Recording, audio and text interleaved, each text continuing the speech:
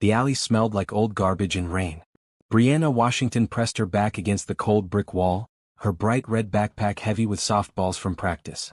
She was taking a shortcut home from the park, something her sister Cassidy always told her not to do. But the sun was setting and she wanted to get home before dark. That's when she heard it. The sounds of a fight. Grunting. Thuds. A man's voice crying out in pain. Brianna peeked around the corner. 3 large men in dark hoodies surrounded another man in an expensive gray suit. They were hitting him. Over and over. The man in the suit tried to protect his face with his arms, but he was losing. Blood ran from his nose. His briefcase lay open on the ground, papers scattered everywhere. Please, the man gasped. Take whatever you want. We already did, one attacker laughed, holding up a wallet. Now we're just having fun. Another punch landed. The man in the suit crumpled to his knees. Brianna's heart pounded so hard she thought it might burst from her chest. She should run. She should call for help. She should do anything except what she was about to do. But Coach Lewis always said she had the best arm on the team. She could throw a softball faster and more accurately than any other kid in the league. Her throws never missed. Brianna reached into her backpack. She pulled out a softball, wound up like she was on the pitcher's mound, and threw it as hard as she could. The ball hit the first attacker in the back of the head with a loud thwack. He yelled and spun around looking confused. Brianna threw another ball. Then another. Then another. She didn't think. She just threw. Ball after ball flew from her small hands, each one finding its target. The attackers yelled and cursed, trying to shield themselves. One got hit in the shoulder. Another in the ribs. The third took a ball right to the face. What the? One of them shouted. It's some kid, another one yelled. Brianna kept throwing. Her coach would be proud. Every single ball hit exactly where she aimed. The attackers finally had enough. They ran, stumbling over each other as they fled down the alley and around the corner. Their footsteps echoed and then faded into nothing. Silence. Brianna stood frozen, her backpack empty of balls. The man in the suit lay on the ground, bleeding and breathing hard. His face was swollen. His expensive clothes were torn and dirty. She should run now. She should go home. But she couldn't leave him there. Brianna walked slowly toward the man. Her legs felt like jelly. Mister. Her voice came out small. Are you okay? The man opened one eye.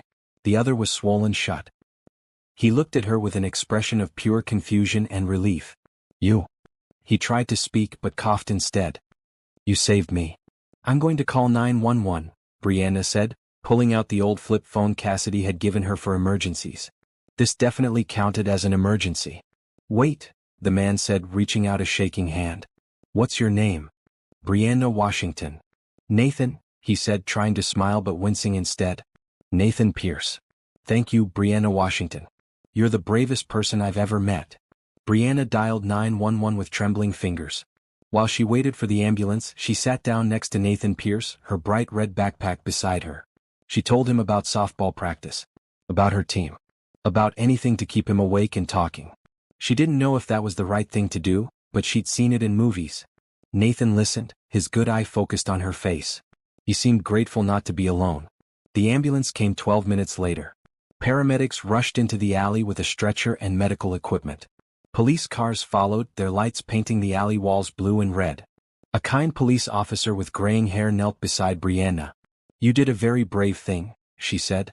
But you also need to be more careful. This could have ended differently. Brianna nodded, suddenly feeling very small and very young. I need to call my sister, she said quietly. Have you ever witnessed something that changed your life forever? If this story moves you, please subscribe and share your thoughts in the comments below.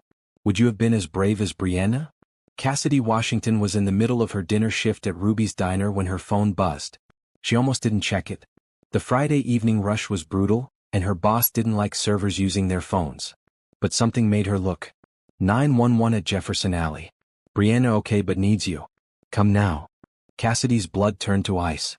She dropped her order pad, grabbed her purse, and ran out the door without even taking off her apron. Her boss shouted after her, but she didn't care. Nothing mattered except Brianna. She ran the 6 blocks to Jefferson Alley in her work sneakers, her green waitress uniform bright under the streetlights. When she arrived, breathing hard, she saw the police cars and ambulance. Her heart stopped. Then she saw Brianna sitting on the back of an ambulance, wrapped in a blanket, perfectly fine. Bree, Cassidy rushed forward and pulled her little sister into a tight hug. Are you hurt? What happened? I'm okay, Cassie, Brianna said, her voice muffled against Cassidy's shoulder. I promise I'm okay. The police officer from earlier approached them. Your sister is a hero, she said. She saved a man's life tonight. Cassidy pulled back and looked at Brianna's face. What? Brianna told the whole story. The attack. The softballs. The rescue. As she spoke, Cassidy's emotions swung from terror to pride to anger to more terror. You could have been hurt, Cassidy whispered, hugging Brianna again. You could have been. But I wasn't, Brianna said. And neither was he. Coach Lewis says we should always help people if we can. Cassidy wanted to argue. To tell Brianna that helping people didn't mean putting herself in danger. But looking at her sister's brave face, she couldn't find the words. One of the paramedics approached them. He was young with kind eyes. The gentleman your sister saved wants to thank her before we take him to the hospital. Is that all right? Cassidy nodded and walked with Brianna to the back of the ambulance. Nathan Pierce lay on a stretcher, his face cleaned up but still badly bruised. One eye was completely swollen shut. His lip was split. But when he saw Brianna, he smiled. There's my guardian angel, he said, his voice rough. This is my sister Cassidy, Brianna said. She takes care of me. Nathan's good eye moved to Cassidy. Even beaten and bruised, she could tell he was handsome. More than that, though, something in his expression was genuine. Grateful. Your sister is remarkable, Nathan said. I owe her my life. Cassidy felt tears prick her eyes. Thank you for being nice to her. Nice. Nathan tried to laugh but winced. She saved me. I'm the one who should be thanking her. And I will. Properly. When I'm not bleeding all over the place. The paramedics started closing the ambulance doors. Nathan called out one more time. Brianna Washington, I won't forget this. I promise. The doors closed. The ambulance pulled away. Cassidy and Brianna stood on the sidewalk watching it go. The police finished taking their statements and finally let them leave. Cassidy held Brianna's hand tightly as they walked home to their small apartment building. Am I in trouble? Brianna asked quietly. No, baby. You're not in trouble. You're just... Cassidy searched for the right words. You're braver than I could ever be. Their apartment was on the third floor of an old building in a neighborhood that wasn't quite safe but was all they could afford. Cassidy worked 2 jobs, waitressing during the day and cleaning offices at night. It was barely enough to pay rent, buy food, and keep Brianna in school. Their parents had died 3 years ago in a car accident. Cassidy had been 23, barely an adult herself. But she had refused to let the state take Brianna. She had dropped out of college, gotten 2 jobs, and became both sister and parent overnight. It was hard. Some days it was so hard Cassidy wanted to cry. But seeing Brianna's face, seeing her grow and laugh and play softball, made everything worth it. That night, Cassidy made grilled cheese sandwiches for dinner. They ate on their worn couch, watching a game show on their tiny television. Brianna fell asleep halfway through, her head on Cassidy's shoulder. Cassidy carried her to the bedroom they shared and tucked her in. She looked at her little sister's peaceful face and felt her heart squeeze. You're going to do amazing things, Cassidy whispered. I just know it. She didn't know then how right she was. 2 days passed. Life returned to normal. Cassidy worked her shifts. Brianna went to school and softball practice. They didn't talk much about the alley incident, though Cassidy noticed Brianna having nightmares. On Sunday afternoon, someone knocked on their apartment door. Cassidy looked through the peephole and saw a woman in a professional blue suit holding a briefcase. Behind her stood a man in a security uniform. Can I help you? Cassidy asked through the door. My name is Patricia Reeves, the woman said. I'm here on behalf of Nathan Pierce. He'd like to speak with you and Brianna if you have a moment. Cassidy opened the door a crack, the chain still attached. Is he here? He's downstairs in the car. He's still recovering, but he insisted on coming himself. Cassidy looked back at Brianna, who was doing homework at their small kitchen table. Brianna looked up, hopeful. Okay, Cassidy said. Give us 5 minutes. She closed the door and turned to Brianna. Get your shoes on. We're going downstairs. Is it Mr. Pierce? Brianna's eyes lit up. Yes. But Bree, listen to me. Cassidy knelt down to Brianna's eye level. Rich people sometimes make promises they don't keep. If he just wants to say thank you and leave, that's okay. Don't expect anything else. Brianna nodded seriously. I understand. They rode the elevator down to the lobby. Outside, a sleek black car was parked at the curb. The back door opened and Nathan Pierce stepped out carefully. He looked much better than he had in the alley. The swelling in his face had gone down, though dark bruises still colored his skin. He wore casual clothes, a soft gray sweater and dark pants. When he saw Brianna, his entire face lit up. "Brianna," he said warmly. "Mr. Pierce," Brianna said shyly. "Please call me Nathan." He turned to Cassidy. "And you must be Cassidy. It's good to meet you properly." Cassidy shook his extended hand. His grip was firm and warm. "I wanted to thank you both in person," Nathan said.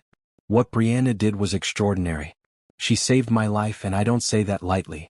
The doctors told me if those men had continued much longer, I might not have survived." Cassidy felt Brianna's hand tighten in hers.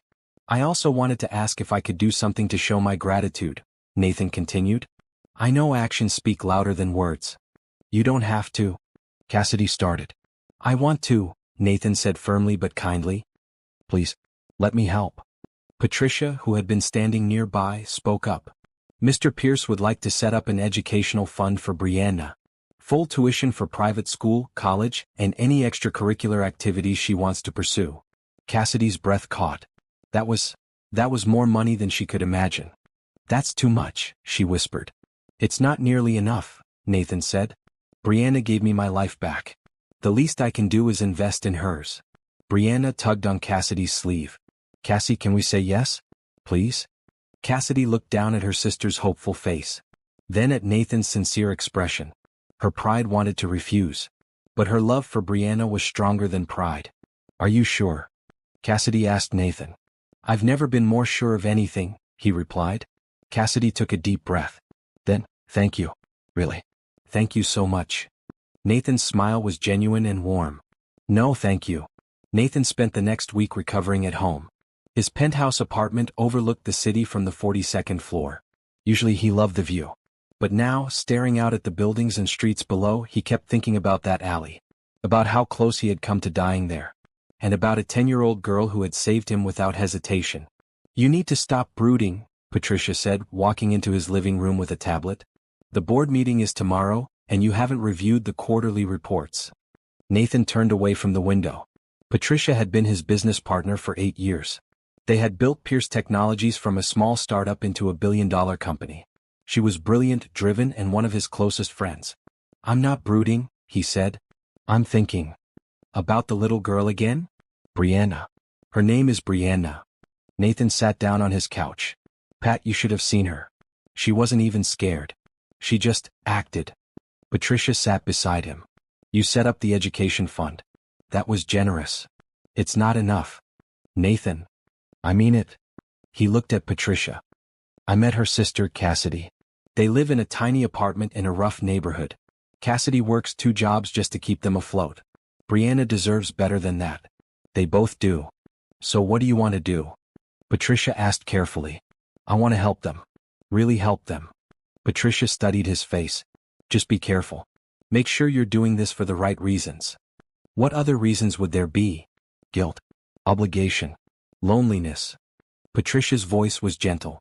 "You've been alone since Caroline left. I don't want you latching onto this family as some kind of replacement."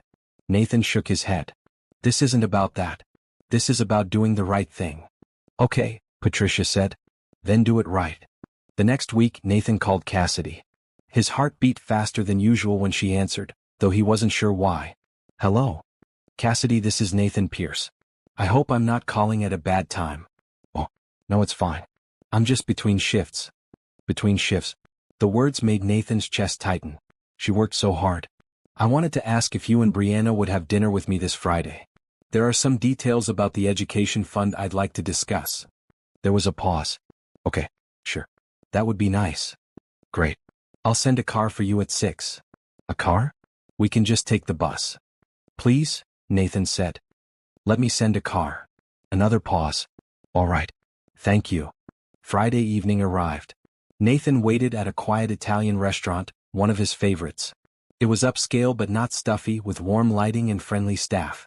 When Cassidy and Brianna arrived, Nathan stood to greet them. Cassidy wore a simple blue dress that looked new. Brianna wore a bright red outfit that matched her personality. They both looked nervous. "Thank you for coming," Nathan said, pulling out chairs for them. "Thank you for inviting us," Cassidy replied. The dinner started awkwardly. Brianna was quiet, intimidated by the fancy restaurant. Cassidy seemed unsure what to say. But Nathan had always been good with people. He asked Brianna about softball and she started to open up. "I'm a pitcher," Brianna explained. "Coach Lewis says I have natural talent. But I want to get better. I want to be the best." "I believe you will be," Nathan said. "Anyone who can throw like you did in that alley has serious skill." Brianna grinned. Cassidy smiled too, relaxing a little. As the meal continued, Nathan learned more about them. About how their parents had died. About how Cassidy had sacrificed everything to keep Brianna safe and happy. About their struggles and their hopes. "I want Brianna to go to college," Cassidy said quietly. "I want her to have choices I never had." "She will," Nathan promised. "The education fund will cover everything. And I was thinking, there's a private school, Riverside Academy, that has an excellent softball program. Would you consider letting Brianna attend?" Cassidy's eyes widened. "That school costs more than I make in a year. The fund will cover it completely. Transportation, uniforms, everything." Cassidy looked overwhelmed. "That's too much." "It's really not," Nathan said gently. "Please, let me do this." Cassidy looked at Brianna, who was practically vibrating with excitement. "Can I, Cassie? Please?" Cassidy's eyes filled with tears. "Yes. Yes, of course you can." Brianna squealed and jumped up to hug Nathan. He hugged her back, feeling something warm settle in his chest. Over dessert, Nathan brought up another idea. "I was also thinking about your living situation." Cassidy stiffened. "What about it?" "Your neighborhood isn't safe. I'd like to help you find a better apartment." "We can't afford." "I'll cover the difference in rent for the first year," Nathan said quickly. "Just until you get on your feet." "Nathan, that's..." Cassidy shook her head. "That's too much. You've already done so much." "Cassidy." Nathan looked directly at her. "Your sister saved my life. She didn't hesitate. She didn't ask for anything in return. She just helped because it was right. Let me do the same. Please." Cassidy was quiet for a long moment. Finally she nodded. "Okay. But I want to pay you back someday." "Deal," Nathan said, though he had no intention of ever accepting repayment. As they left the restaurant, Nathan felt lighter than he had in months. Helping this family felt right. It felt like purpose.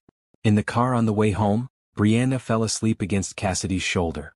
Cassidy looked at Nathan. "Why are you doing this?" she asked softly. "Really?" Nathan thought about the question. About the loneliness Patricia had mentioned. About the emptiness of his big apartment. About how nothing had felt meaningful in a long time. "Because Brianna reminded me what bravery looks like," he said finally. "And you remind me what love looks like. I want to be part of something good again." Cassidy smiled. It was a beautiful smile. "Well, thank you. For everything. Thank you for letting me help." The car pulled up to their apartment building. Nathan watched them walk inside, Cassidy carrying sleeping Brianna. He felt something he hadn't felt in a long time. Oh. The apartment hunting took 3 weeks. Nathan insisted on finding the perfect place. It needed to be in a safe neighborhood, close to Brianna's new school, with enough space for both sisters to have their own rooms. They finally found it in the Oakwood district. A bright 2-bedroom apartment on the 2nd floor of a modern building. It had large windows that let in lots of natural light, a small balcony with a view of a park, and a kitchen that actually had counter space. "It's perfect," Cassidy breathed when Nathan showed them the place. "I get my own room?" Brianna asked, eyes wide. "You get your own room," Nathan confirmed. Cassidy walked through the apartment slowly, touching the walls like she couldn't believe it was real. Nathan watched her, noting how the afternoon sun made her brown skin glow. She was beautiful, he realized. Not just pretty but genuinely beautiful. "When can we move in?" Brianna asked. "First of next month," Nathan said. "I've already spoken to the landlord." Cassidy turned to him. "Nathan, I don't know how to thank you." "You don't need to thank me. Just, be happy here." The move happened on a Saturday. Nathan showed up with professional movers and a truck. Cassidy protested at first, but Nathan waved her off. "You're not carrying boxes upstairs," he said firmly. "Not when I can help." The movers did most of the work, but Nathan stayed to help arrange furniture. He found himself genuinely enjoying it. There was something satisfying about creating a home for people who deserved one. Brianna was delighted with everything. She picked the bedroom with the window facing the park. Within an hour, she had her softball trophies arranged on the dresser and posters on the walls. "It's perfect," she kept saying. "It's absolutely perfect." By evening, the apartment was mostly set up. Nathan ordered pizza for everyone and they sat on the living room floor eating and laughing. The movers had already left. It was just the three of them. "I can't believe this is our home," Cassidy said, looking around with tears in her eyes. "A real home." "You deserve it," Nathan said quietly. Cassidy met his gaze. Something passed between them. A moment of understanding. Of connection. Brianna yawned loudly, breaking the moment. "I'm tired." "Go get ready for bed, sweetie," Cassidy said. After Brianna brushed her teeth and changed into pajamas, both Cassidy and Nathan tucked her in. She looked so small in her new bed but so happy. "Thank you, Mr. Pierce," Brianna said sleepily. "For everything." "You're very welcome," Nathan replied. "And remember, it's just Nathan." "Thank you, Nathan." He and Cassidy left the room, closing the door quietly behind them. In the living room, Nathan gathered his things. "I should go. Let you settle in." "Wait," Cassidy said. She stepped closer to him. "I need to say something." "Okay. I know I've said thank you 100 times. But I need you to understand, what you've done for us, it's changed our lives. Completely. I'll never be able to repay you. You don't have to." "I know. But I want you to know that it matters. You matter." Nathan felt something shift in his chest. Cassidy was standing close enough that he could smell her perfume. Something light and sweet. "You matter too," he said softly. "Both of you." They stood there for a moment, the air between them charged with something neither wanted to name yet. Finally, Nathan stepped back. "I'll see you soon. Brianna starts at Riverside on Monday. I'll be there for her first day if that's okay." "That would be great," Cassidy said. "She'd love that." Nathan left, but he thought about Cassidy all the way home.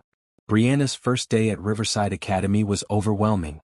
The school was huge and beautiful, with green lawns and modern buildings. All the other kids seemed confident and well-dressed. Brianna wore her new bright green uniform and clutched her backpack tightly. Nathan met them at the front entrance. He had taken the morning off work, something Patricia had teased him about mercilessly. "You ready?" he asked Brianna. "I'm nervous," she admitted. "That's normal. But you're going to be amazing." "I know it." Cassidy knelt down. "Remember, be yourself. Be kind. And if anyone gives you trouble, you tell a teacher." "I will." They walked Brianna to her classroom. The teacher, Ms. Rodriguez, was warm and welcoming. She introduced Brianna to the class and several kids smiled at her. "See," Nathan whispered to Cassidy. "She's already making friends." As they left the school, Cassidy sighed. "I feel like I'm sending her off to another world." "In a way you are. A better one." They walked to a nearby coffee shop and sat outside. The morning was cool and pleasant. Nathan bought them both coffee and a pastry to share. "Don't you have to work?" Cassidy asked. "I'm the boss. I can take a morning off." Cassidy smiled. "Must be nice." "It has its perks." Nathan sipped his coffee. "What about you? When do you work today?" "Not until this evening. I start my shift at Ruby's at 5. "You're still waitressing?" "Yes. And cleaning offices 3 nights a week." Nathan frowned. "That's too much. You're going to burn out." "It's what I have to do." "What if you didn't?" Cassidy looked at him suspiciously. "What do you mean?" "What if I helped you find a better job? One job, regular hours, better pay." "Nathan, I'm not offering charity. I'm offering opportunity. I have business connections. Let me make some calls." Cassidy was quiet. Nathan could see her wrestling with pride and practicality. "I don't want special treatment," she said finally. "It's not special treatment. It's networking. People do it all the time."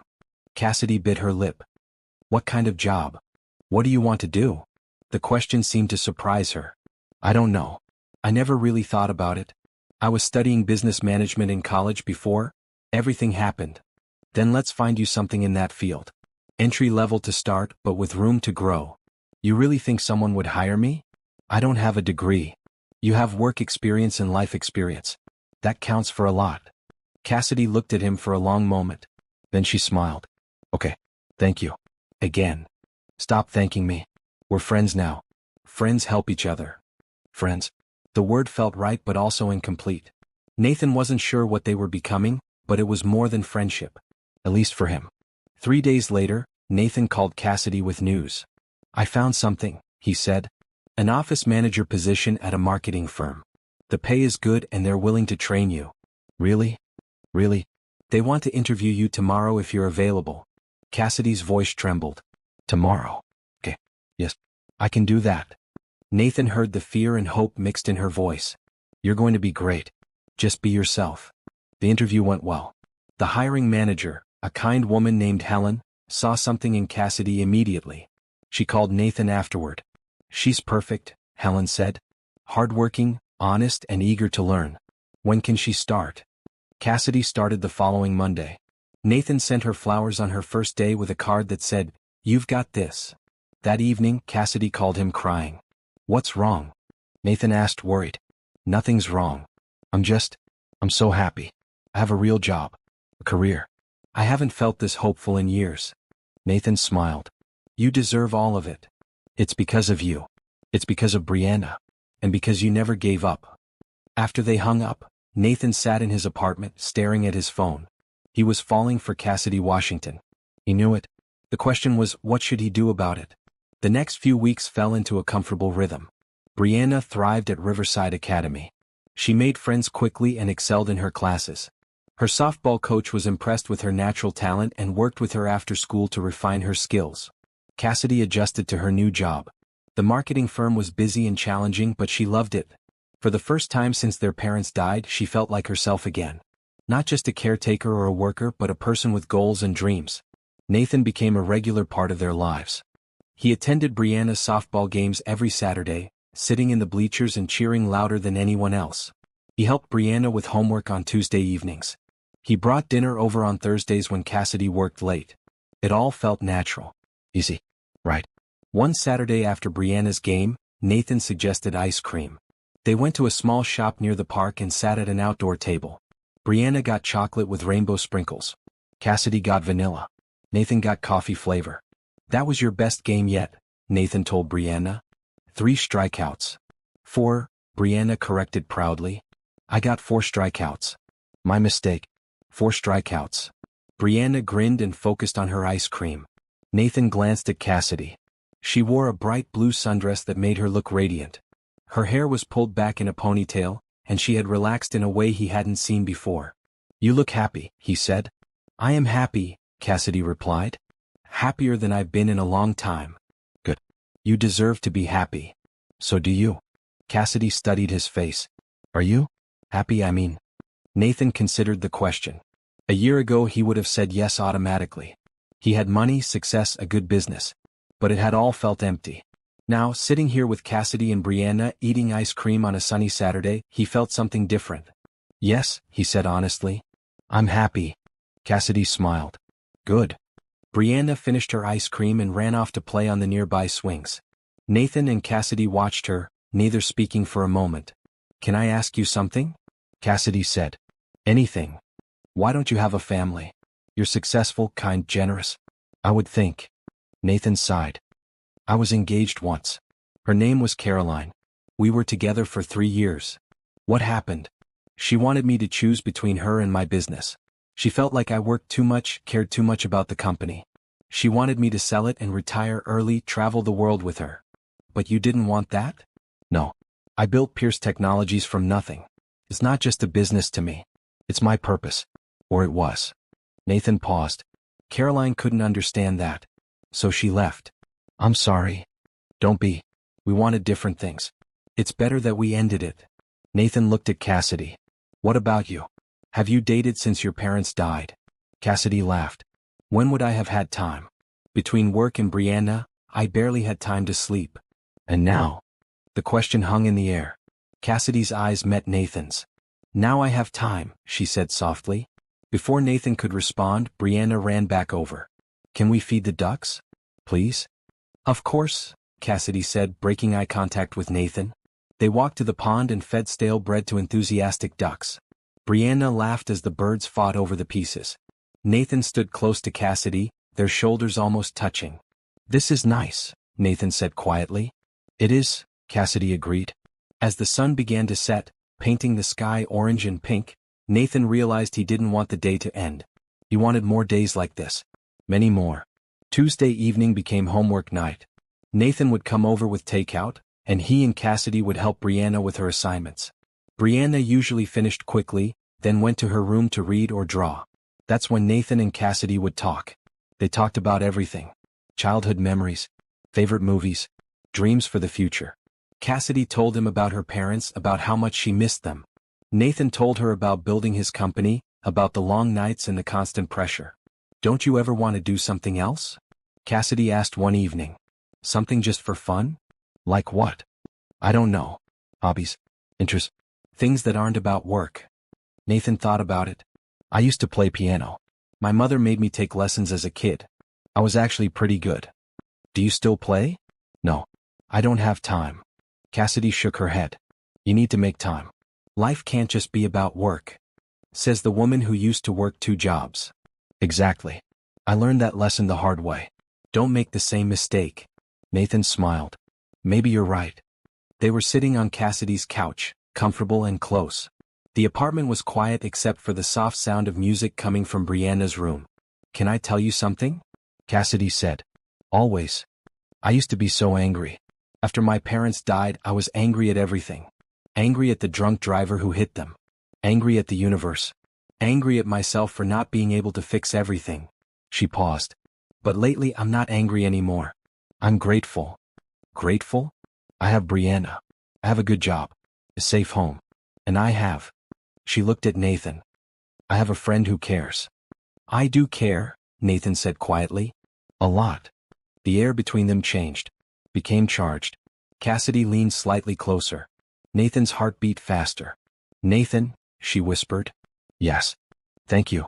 For everything. Before he could respond, she kissed him. Soft and sweet and quick.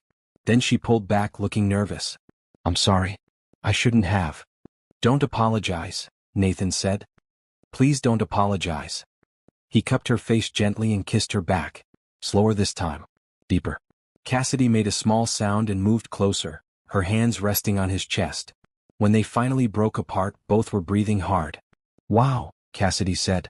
Yeah, Nathan agreed. Wow. They sat in silence for a moment, processing what had just happened. I like you, Cassidy said finally. I really like you. I like you too, Nathan replied. More than like actually. Cassidy smiled. So what do we do now? We see where this goes.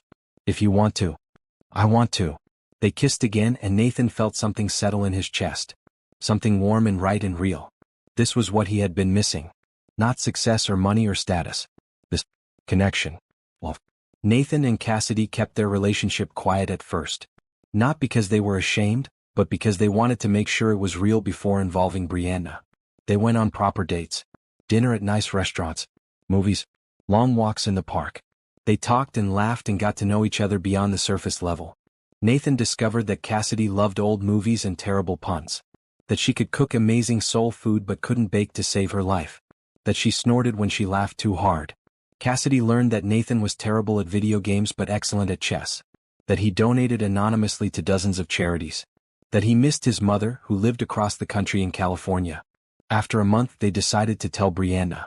They sat her down one Saturday morning in the living room. Brianna looked between them curiously. What's going on? She asked. Nathan and Cassidy exchanged glances. Nathan nodded for her to start. Bri, you know how Nathan has been spending a lot of time with us? Cassidy began. Yeah. Well, Nathan and I have become, we're dating. We're together. Brianna's eyes widened. Then she grinned. Really? Really? Nathan confirmed. How do you feel about that? Brianna thought for a moment. I think it's great.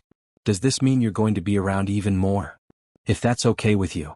It's totally okay. Brianna jumped up and hugged them both. This is the best news ever. Nathan and Cassidy laughed, relieved. The hard conversation they had been worried about turned out to be easy. Brianna was genuinely happy for them. Life got even better after that. Nathan felt like he had a real family for the first time in years. He attended school events with Cassidy. He helped with birthday party planning. He taught Brianna chess and let her win sometimes. One evening, Patricia came over for dinner. Cassidy had insisted on cooking, wanting to show off her skills. She made fried chicken, collard greens, mac and cheese, and cornbread. The apartment smelled incredible. Patricia was skeptical at first, clearly protective of Nathan. But within an hour, Cassidy had won her over completely. You're good for him, Patricia told Cassidy while they cleaned dishes together. Nathan and Brianna were in the living room playing a board game. I haven't seen him this happy in years. He's good for us too, Cassidy replied. Just take care of him, okay? He acts tough, but he's softer than people think. I will. I promise. Patricia smiled. Then welcome to the family. At work, things were also going well. Nathan had recently secured a major contract that would expand Pierce Technologies significantly. He was in meetings constantly, but he always made time for Cassidy and Brianna. One Thursday, Cassidy's boss Helen called her into her office. Cassidy, I wanted to talk to you about something, Helen said. Cassidy's stomach dropped. Had she done something wrong? We've been really impressed with your work, Helen continued. You're organized, efficient, and great with clients. We'd like to offer you a promotion. Assistant Marketing Director. Cassidy stared. What? It comes with a significant raise and more responsibilities. What do you say? Yes, Cassidy breathed. Absolutely yes. Helen smiled. Great. You start in the new position next month. Cassidy practically floated out of the office. She called Nathan immediately. Nathan, you're not going to believe this. She told him about the promotion. Nathan cheered so loudly that people in his office looked over. I'm so proud of you, he said. This is amazing. I couldn't have done it without you. Yes, you could have. This is all you, Cassidy. Your hard work. Your talent. That evening, Nathan took them out to celebrate. They went to a fancy steakhouse. Brianna wore a bright red dress. Cassidy wore a maroon one that made her look stunning. Over dinner, Nathan raised his glass. To Cassidy. The most talented, hard-working, beautiful woman I know. To Cassie, Brianna echoed. Cassidy's eyes filled with happy tears. Thank you. Both of you. As they ate, Nathan felt a certainty settle over him. He was in love with Cassidy Washington. Completely, totally, absolutely in love. The question was, when should he tell her? If you're enjoying this story and rooting for Nathan, Cassidy, and Brianna, please subscribe for more heartwarming tales. Drop a comment and let us know what you think will happen next. Your support means everything to us. The opportunity came a week later. Nathan had planned a surprise. He arranged for Patricia to babysit Brianna for the evening, then took Cassidy to a beautiful rooftop restaurant overlooking the city. The night was clear and cool. Stars were visible despite the city lights. Soft music played in the background. This is beautiful, Cassidy said, looking out at the view. So are you, Nathan replied. Cassidy turned to him, smiling. You're being extra romantic tonight. I have something I want to tell you. Okay. Nathan took her hands. Cassidy, these past few months have been the best of my life. You and Brianna have changed everything. You've reminded me what's important. What's real. Nathan. I'm in love with you, he said simply. I've been in love with you for weeks now. I just needed to say it. Cassidy's eyes filled with tears. I love you too. I was scared to say it, but I do. I love you so much. They kissed under the stars and Nathan felt complete. This was what he had been searching for his whole life. Not success or money or fame. Love. Real, genuine, unconditional love. I want to meet your family, Cassidy said. Your mother. I want them to know about us. She's going to love you, Nathan promised. She's been asking about you since I first mentioned you. Really? Really? I talk about you constantly. Patricia says I'm unbearable. Cassidy laughed. Well, I want to meet her. Family is important. Then we'll visit her next month. All three of us. They spent the rest of the evening talking about the future. About dreams and plans and possibilities. When Nathan dropped Cassidy off at home, he felt like he was floating. He was in love. And she loved him back. Life couldn't get better than this. But he didn't know that challenges were coming. Tests that would make or break their relationship. Caroline Winters stood in the lobby of Pierce Technologies, her designer heels clicking on the marble floor. She wore an expensive cream-colored suit and carried a Prada bag. Everything about her screamed wealth and sophistication. She hadn't been here in over a year. Not since she had walked out on Nathan, demanding he choose between her and his company. Now she was back. Because she had heard he was seeing someone. Some nobody waitress with a kid. Caroline couldn't let that stand. I'm here to see Nathan Pierce, she told the receptionist. Tell him Caroline is here. The receptionist looked nervous. Do you have an appointment? I don't need one. He'll see me. 10 minutes later, Caroline was shown to Nathan's office. He sat behind his desk, looking as handsome as ever in a sharp navy suit. When he saw her, his expression went cold. Caroline. What are you doing here? Is that any way to greet an old friend? She sat down uninvited. I heard you're seeing someone. That's none of your business. You broke our engagement for your company. The least you can do is talk to me. Nathan sighed. What do you want? I want to talk. Really talk. I've had time to think, Nathan. About us. About what I said. I was wrong to make you choose. Caroline. I miss you. She leaned forward. I miss us. Don't you miss what we had? No, Nathan said honestly. I don't. Caroline's face hardened. Because of her? Because of this woman and her child. Her name is Cassidy. And yes, because of her. I'm happy, Caroline. Happier than I was with you. The words stung. Caroline stood abruptly. This isn't over. You're making a mistake. No. The mistake was staying with you as long as I did. Caroline left without another word, her heels clicking angrily. But she wasn't done. Not by a long shot. Over the next week, Caroline began her campaign. She couldn't attack Nathan directly, so she attacked Cassidy instead. She started spreading rumors at charity events and country club lunches. Nothing too obvious. Just subtle implications. Have you heard about Nathan Pierce's new girlfriend? A waitress apparently. With a child. How interesting. I wonder what she sees in him. Surely not his money. Poor Nathan. He's so generous. I hope she's not taking advantage. The rumor spread quickly through Nathan's social circle. Within days, Cassidy's name was being whispered at every high society gathering. Nathan heard about it from Patricia. We have a problem, she said, walking into his office one afternoon. What kind of problem? Caroline is spreading rumors about Cassidy. Calling her a gold digger. Saying she's using you. Nathan's jaw clenched. That's ridiculous. I know that. You know that. But your investors don't. They're starting to ask questions. Let them ask. I don't care. You should care. These people control your funding. If they think you're being manipulated. I'm not being manipulated, Nathan snapped. I'm in love. Patricia held up her hands. I believe you. But you need to handle this before it gets worse. Nathan debated telling Cassidy about Caroline. He didn't want to worry her. But he also didn't want her to hear the rumors from someone else. That evening he went to her apartment. Brianna was at a sleepover with friends from school. It was just the two of them. We need to talk, Nathan said. Cassidy immediately looked worried. What's wrong? Nathan explained everything. About Caroline showing up. About the rumors. About the whispers in his social circle. Cassidy listened silently, her face growing more upset with each word. I'm sorry, Nathan finished. I should have warned you that my ex might cause problems. Why is she doing this? Cassidy asked quietly. Because she's jealous. And because she can't accept that I've moved on. Cassidy stood and walked to the window. Maybe we should slow down. If this is causing problems for you? No. Nathan stood and went to her. Absolutely not. I don't care about the rumors. I care about you. But your business. We'll be fine. I've dealt with worse than petty gossip. Nathan turned Cassidy to face him. I love you. That's not changing because of Caroline. Cassidy's eyes filled with tears. I don't want to be a problem for you. You're not a problem. You're the best thing that's ever happened to me. They held each other for a long moment. Nathan could feel Cassidy trembling slightly. What do we do? She asked. We ignore it. We keep living our lives. And we don't let Caroline win. The next week, Nathan took action. He called a meeting with his key investors and board members. I've heard there are concerns about my personal life, he began.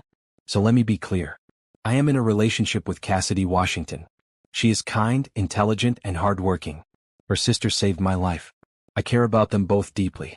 If anyone has a problem with that, we can discuss it now. The room was silent. Finally, one of the older investors spoke up. We don't have a problem with who you date, Nathan. We just want to make sure you're making good decisions. I am, Nathan said firmly. The best decision I've made in years. Another investor nodded. Then that's good enough for us. The meeting ended. Nathan felt like he had won a small victory. But Caroline wasn't done. Not yet. A few days later, Cassidy received a text from an unknown number. He'll get bored of you eventually. He always does. Cassidy stared at the message, her heart sinking. She knew it was from Caroline. Another text came through. You're just a charity case to him. A project. When he's done playing house, he'll move on. Cassidy's hands shook. She knew the messages were meant to hurt her. To make her doubt Nathan. But still they stung. That evening she told Nathan about the texts. His face went red with anger. Give me your phone.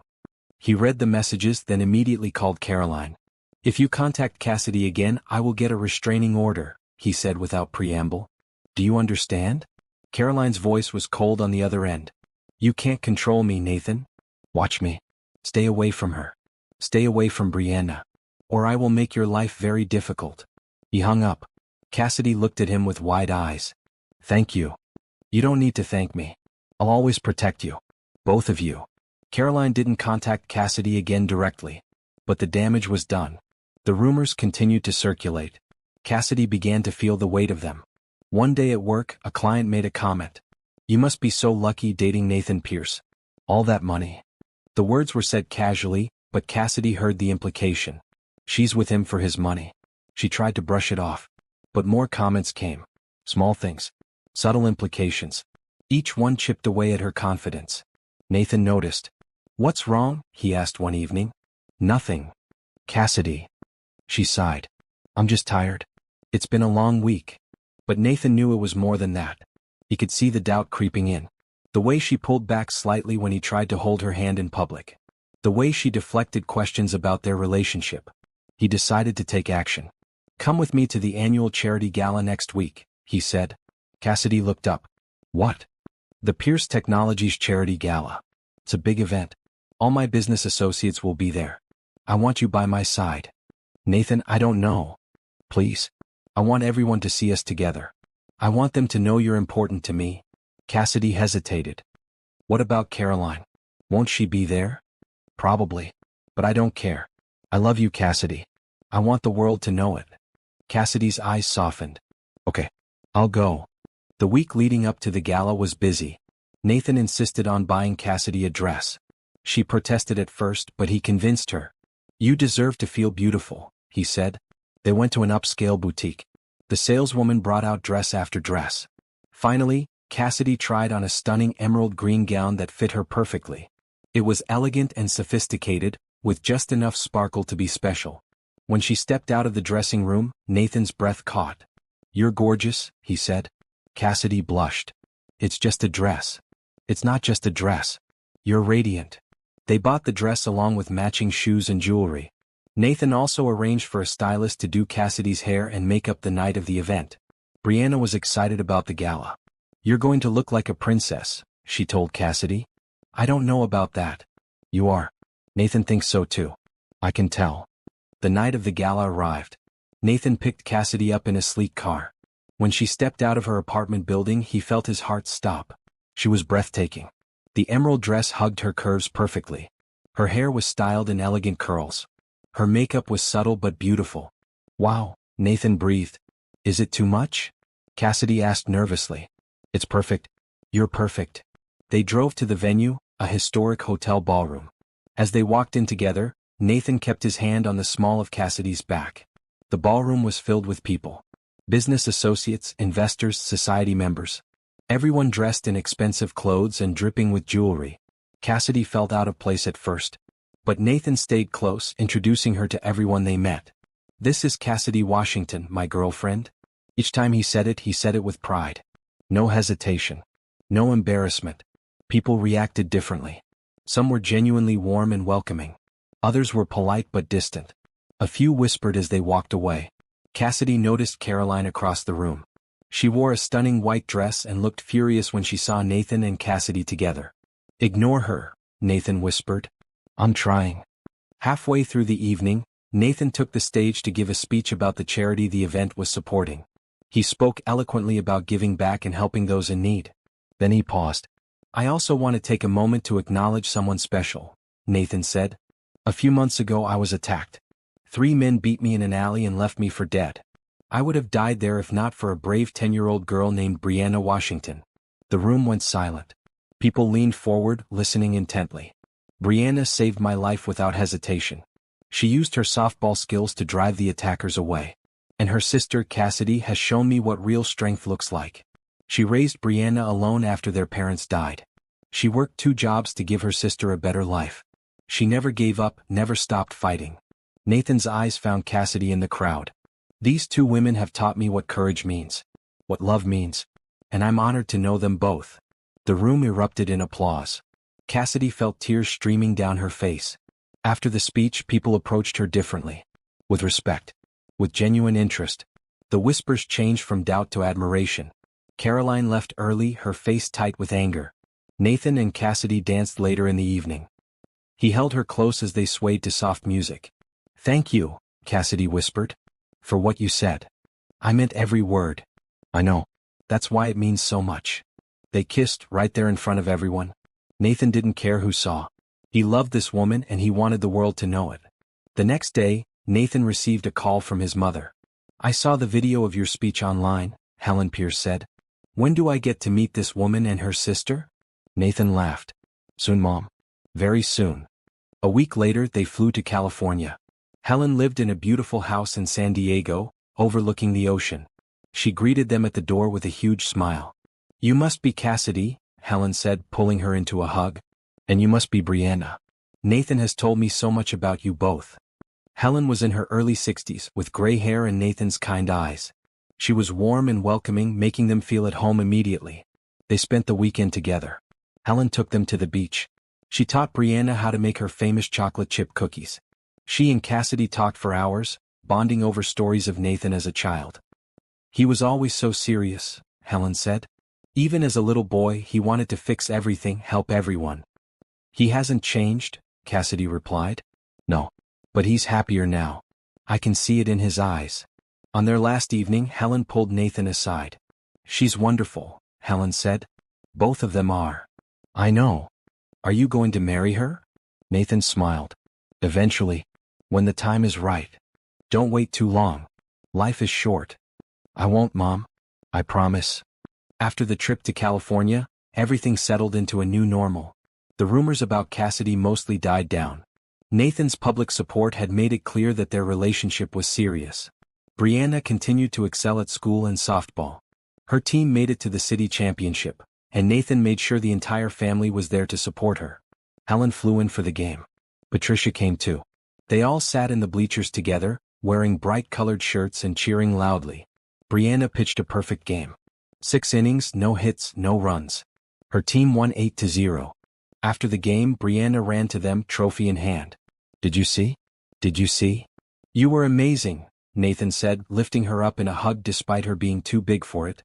"I'm so proud of you, baby," Cassidy said, tears in her eyes.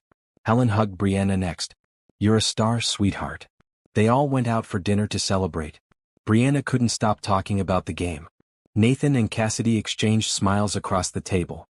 "This is what family looks like," Helen said quietly to Nathan. "Hold on to it." "I plan to," Nathan replied. A few weeks later, Nathan had to travel for business.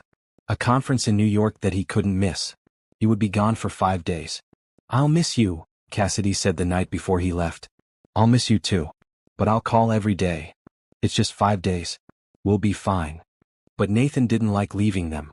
He had gotten so used to being part of their daily lives that the idea of being apart felt wrong. In New York, the conference was busy and productive. Nathan gave several presentations and met with potential investors. But every spare moment he called Cassidy and Brianna. "How was school?" he asked Brianna during one call. "Good. We're learning about fractions. They're hard. Want me to help you when I get back?" "Yes, please." "How are you?" he asked Cassidy during another call. "Tired, but good. Work has been crazy. You need to rest." "I will. After I finish this project." Nathan missed them terribly. He realized how much they had become his home. Not his apartment or his office. On his last day in New York, he did some shopping. He bought Brianna a new softball glove, one she had been admiring. For Cassidy, he found a beautiful bracelet, simple but elegant. When he got back, they greeted him at the airport. Brianna ran into his arms. Cassidy kissed him warmly. "Welcome home," she said. Home. The word had never sounded better. That weekend, Nathan had a surprise planned. He had arranged for them to spend the day at an amusement park. Brianna had never been to one. They arrived early and spent the entire day riding roller coasters, playing games, and eating junk food. Brianna's face was lit up with joy the entire time. "This is the best day ever," she kept saying. By evening they were all exhausted. They sat on a bench near the park's fountain, watching the water dance in the lights. "Thank you for this," Cassidy said, leaning her head on Nathan's shoulder. "For everything. You don't have to thank me." "I do. You've changed our lives completely." Nathan wrapped his arm around her. "You've changed mine too." Brianna was half asleep on Cassidy's other side, clutching a stuffed animal Nathan had won for her at one of the games. Looking at them, Nathan felt overwhelming love. This was his family. This was where he belonged. The next day, Nathan sat down with Patricia at their office. "I need to tell you something," he said. "Let me guess. You're going to propose." Nathan blinked. "How did you know?" Patricia smiled. "I've known you for 8 years. I can read you pretty well. Am I that obvious?" "Only to people who know you." Patricia's expression turned serious. "Are you sure about this?" "I've never been more sure of anything." "Then I'm happy for you. Really happy."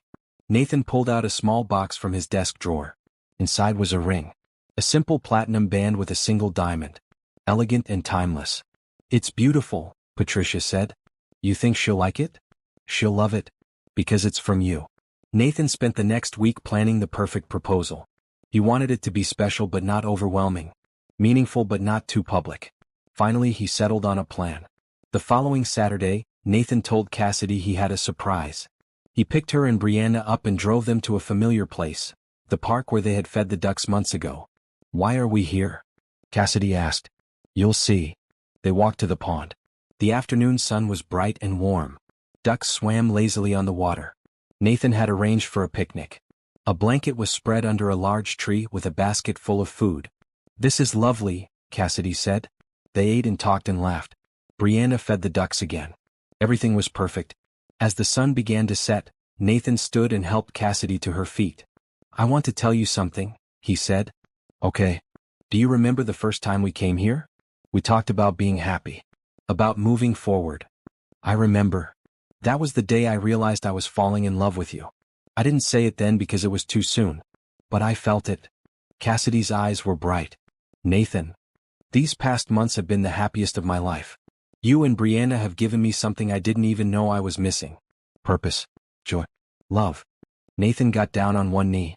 Cassidy gasped, her hands flying to her mouth. Brianna ran over, grinning. She clearly already knew this was happening. "Cassidy Washington, will you marry me?" Cassidy was crying now, tears streaming down her face.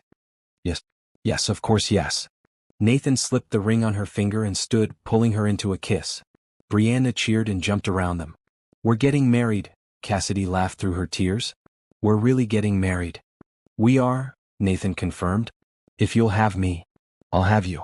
Forever." The weeks following the engagement were blissful. Nathan and Cassidy started planning the wedding. Nothing too elaborate, just a simple ceremony with close friends and family. Brianna was going to be the maid of honor. Helen was flying in to help with preparations.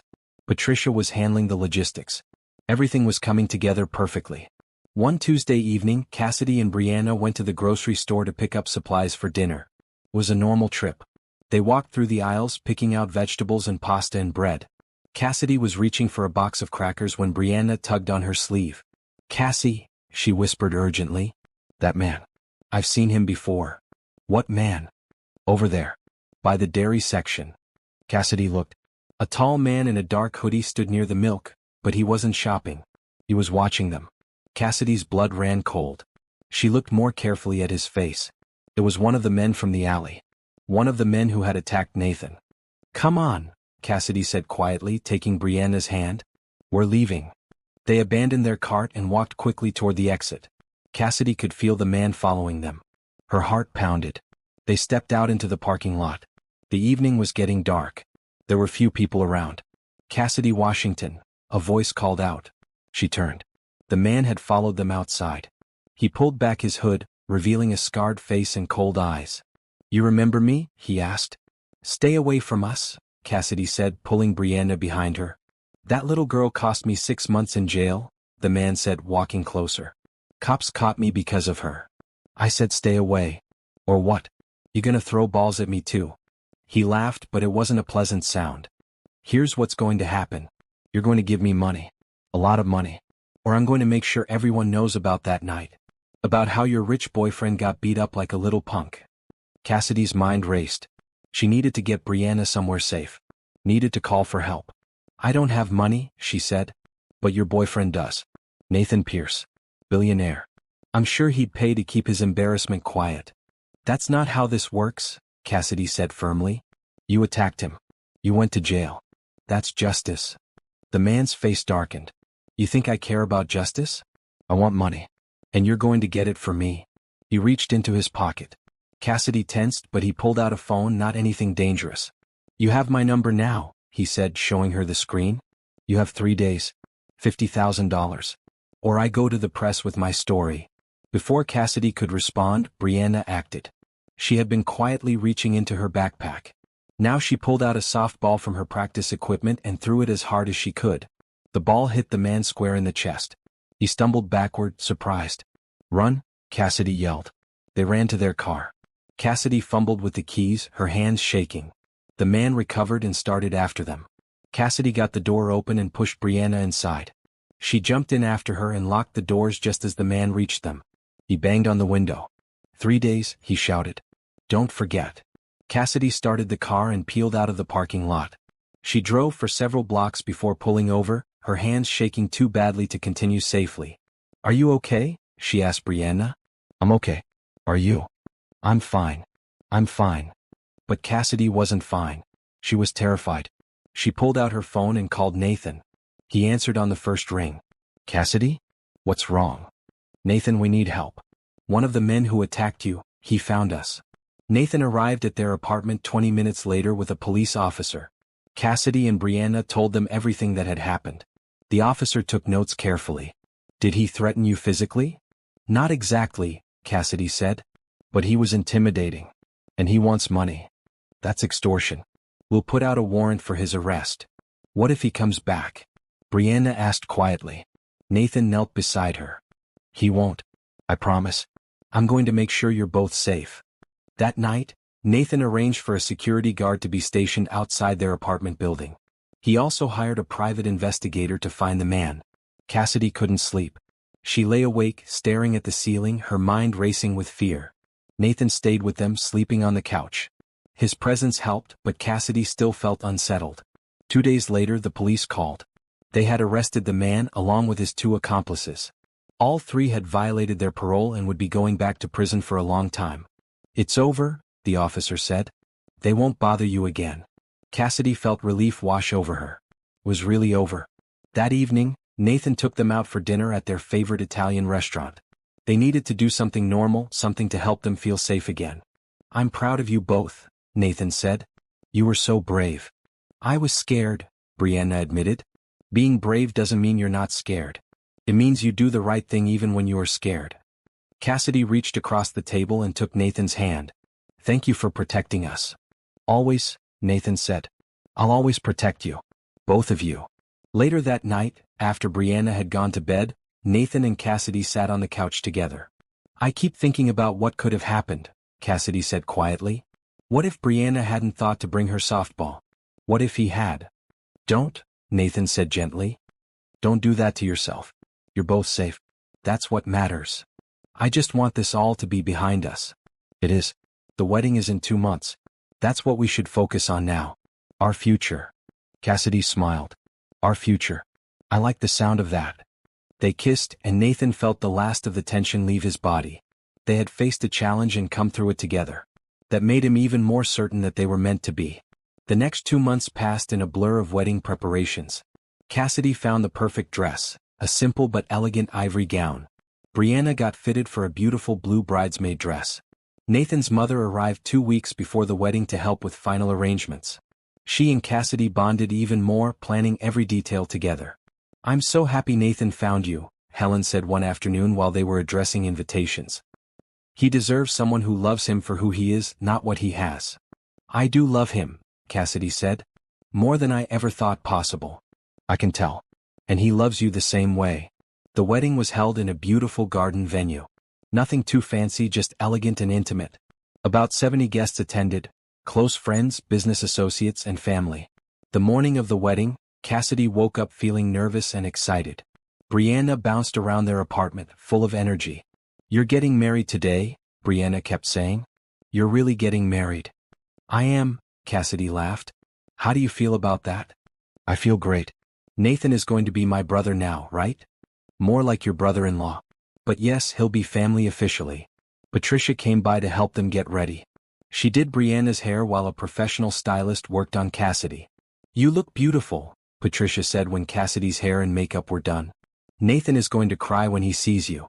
I hope so, Cassidy joked. Helen arrived with the flowers. It's almost time, she said softly. Are you ready? Cassidy looked at herself in the mirror.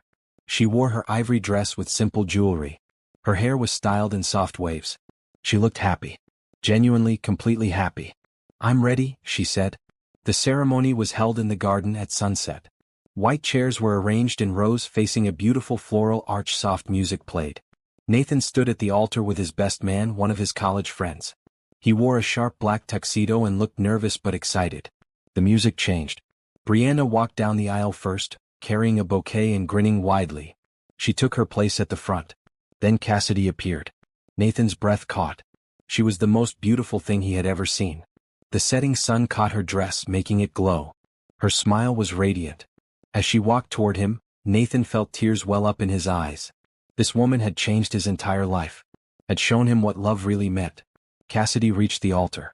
Nathan took her hands, his eyes never leaving her face. The officiant began. We are gathered here today to join Nathan Pierce and Cassidy Washington in marriage. The ceremony passed in a blur. They exchanged traditional vows, their voices steady despite their emotions.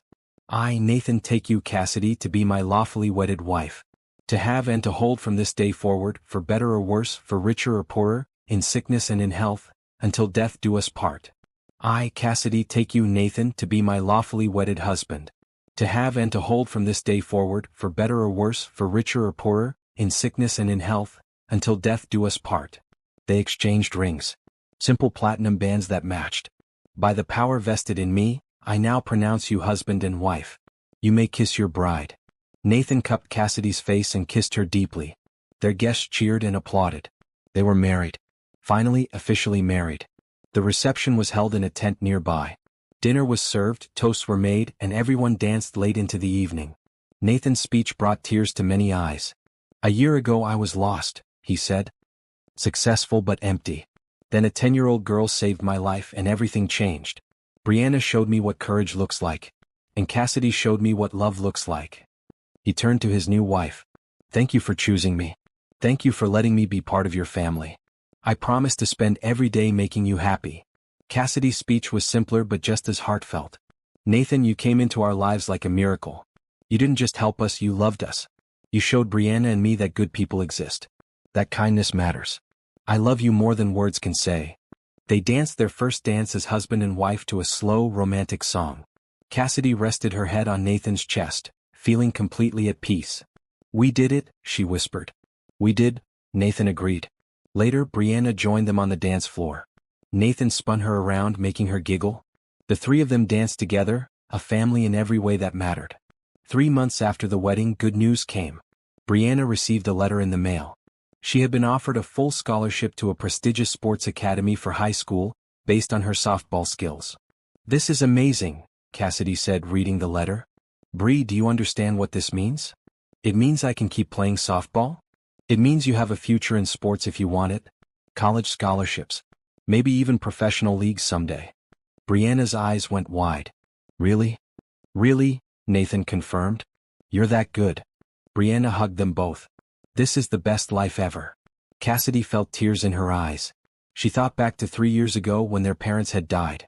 When she had been terrified and alone, working 2 jobs just to survive. She never could have imagined this life. This happiness. Thank you, she whispered to Nathan. For what? For believing in us. For loving us. Always, Nathan said. That's never going to change. That weekend they went to the park. The same park where Nathan had proposed. Where they had fed ducks and talked about the future. Now they were there as a family. Nathan, Cassidy, and Brianna. They brought a picnic lunch and spent the afternoon together. Brianna practiced pitching with Nathan. Cassidy watched from the blanket, smiling. The sun was warm.